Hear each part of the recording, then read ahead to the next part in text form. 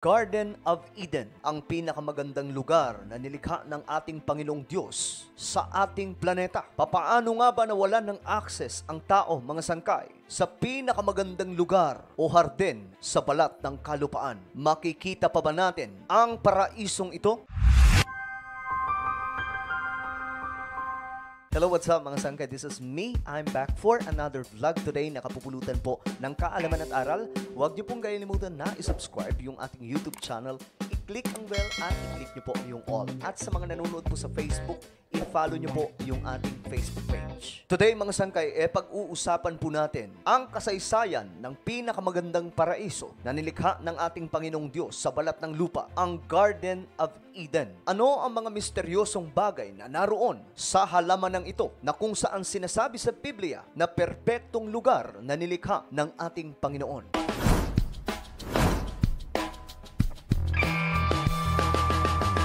Sa Biblia mga sangkay, mababasa po natin ang mga mahahalagang impormasyon patungkol po sa kasaysayan ng ating planeta. Bago pa madiskubre ng mga scientist ang mga bagay sa ating mundo at bago nila mapatunayan ang mga ito, nauna na pong sinabi ng salita ng Diyos, ang mga bagay na ito bago pa man madiskubre ng mga eksperto at mga matatalinong tao. Sa madaling salita mga sangkay, ang Biblia mismo ang nagtuturo sa atin o makapagbibigay ng impormasyon sa kasaysayan ng ating planeta kung papaano po nilikha ng ating Panginoong Diyos ang ating mundo, ang buong kalawakan, ang lahat ng bagay na nag-i-exist. Diyos ang may likha ng lahat ng yan. Isa sa istorya na naitala mga sangkay sa Biblia ay ang kwento tungkol po sa Garden of Eden. Ang lugar na ito ay sinasabing perpekto. Lahat ng bagay na narito mga sangkay na nilikha ng ating Panginoon ay sumusunod sa kung ano ang kalooban ng Diyos. Nagbibigay papuri, nagbibigay luwalhati sa dakilang may likha ng lahat ng bagay. Ang lugar na ito mga sangkay ay ang orihinal na tirahan ng tao. Nung nilikha kasi ng Diyos mga sangkay ang ating mundo, lumikha rin po ang ating Panginoon ng isang halamanan o tinatawag na Garden of Eden na nasa loob po ng ating planeta. Ang lugar na ito mga sangkay, sinasabi sa Biblia na perpekto at punong-puno po ng kasaganahan. Naroon din po ang presensya ng ating Panginoon na ang mga naunang tao na si Adan at Eva, mayroon po silang komunikasyon sa ating Panginoong Diyos pagdating po sa espiritual. Ayon po sa Biblia mga sangkay, sa Genesis chapter 2 verse 8 hanggang 10, pagkatapos nilikha rin ng Panginoong Diyos ang isang halamanan sa Eden, sa bandang silangan, at doon niya pinatira ang tao na nilikha niya, at pinatubo ng Panginoong Diyos ang lahat ng uri ng puno na magagandang tingnan at may masasarap na bunga. Sa gitna ng halamanan ay may puno na nagbibigay ng buhay, at may puno rin doon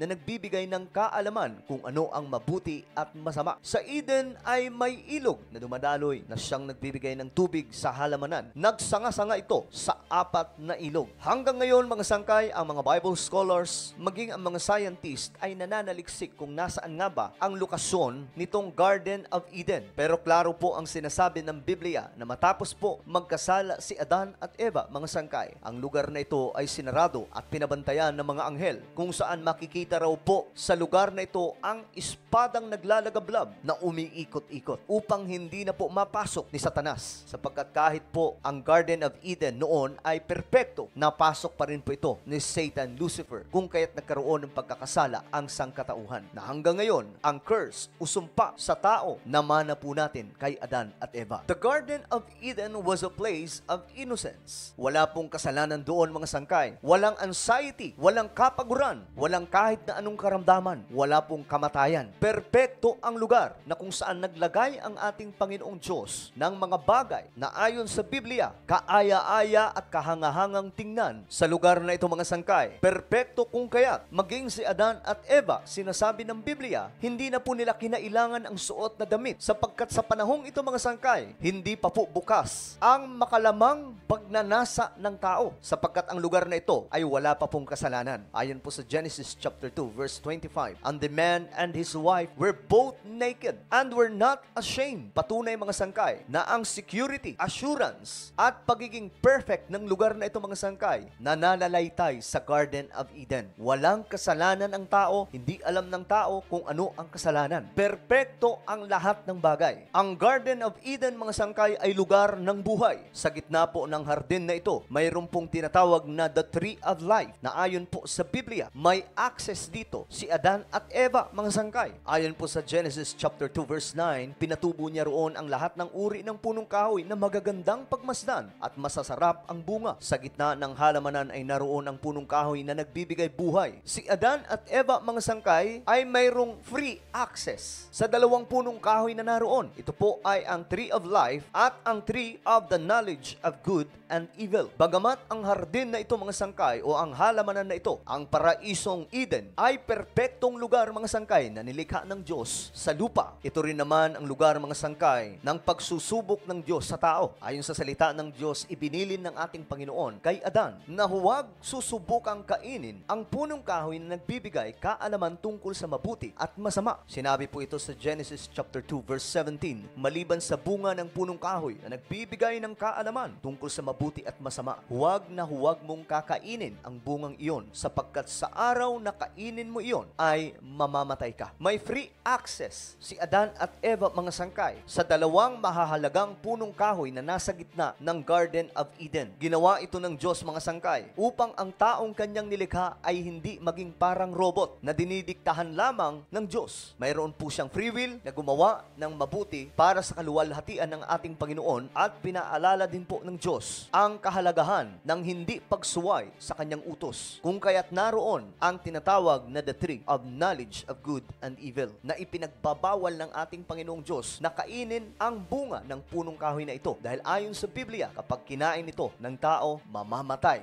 si Adan at Eva. Ang presensya, mga sangkay, ng forbidden tree nag-provide ng oportunidad kay Adan at Eva na maging isang totoong tao na hindi po dinidiktahan at may sarili pong desisyon, either to obey or disobey. At nakakalungkot mang isipin, mga sangkay, ang ating mga ninuno, ang ama ng sangkatauhan, mga sangkay, na pinakaunang tao sa buong mundo, nagkaroon po ng pagkakamali na wala po ang kanilang access, mga sangkay, sa espiritual na mga bagay. Dahil nung oras na yon, mga sangkay, napayapa ang lahat sa Garden of Eden, nagkaroon po ng chance itong si Satan Lucifer na dayain at lokohin si Eva at Adan. At ang istorya ay nagpatuloy, mga sangkay, na kinain nga po ni Eva at Adan ang bunga ng punong kahoy na ipinagbabawal ng ating Panginoong Diyos. Tinukso ni Satanas, mga sangkay, sa pamamagitan po ng isang ahas si Eva. Binigyan po ng mga maling pangako at hindi mga makatotohanang blessing. At sa pagkakataong ito, mga sangkay, kinain nga po ng babae ang ipinagbabawal na bunga ng isang punong kahoy. At sinundan po ito ni Adan. At pagkatapos nilang kainin, mga sangkay, bigla na lamang po nilang nakita ang kanilang sarili na walang mga damit. At nangyari ang matitinding consequences dahil po sa kanilang mga kasalanan. At nagkaroon ng katakot-takot na sumpa mula sa kanilang lahi hanggang sa panahon natin ngayon, na lahat ng tao ay nagkaroon ng binhi ng kasalanan mula kay Adan at Eva. Nawala ang kanilang fellowship sa ating Panginoong Diyos. Nawala ang kanilang tahanan. They lost their innocence. At sa pagkakataong ito, mga sangkay, pinadlock ng ating Panginoong Diyos ang hardin o ang paraisong pinakamaganda na nilikha niya sa balat ng lupa. Subalit sa kabila po ng matinding kasalanan at sumpa ng Diyos sa tao, nagkaroon pa rin po ng awa ang ating Panginoon. Makikita po natin ang pagmamahal ng Diyos sa tao sa kabila po ng kanilang kasalanan. Ayon po sa Biblia, sa Genesis chapter 3 verse 21, ang mag-asaway iginawa niya ng mga damit na yari sa balat ng hayop. Nakita po natin, mga sangkay, na sa kabila ng kasalanan ni Adan at Eva, gumawa pa rin po ang Diyos ng pamamaraan para matakpan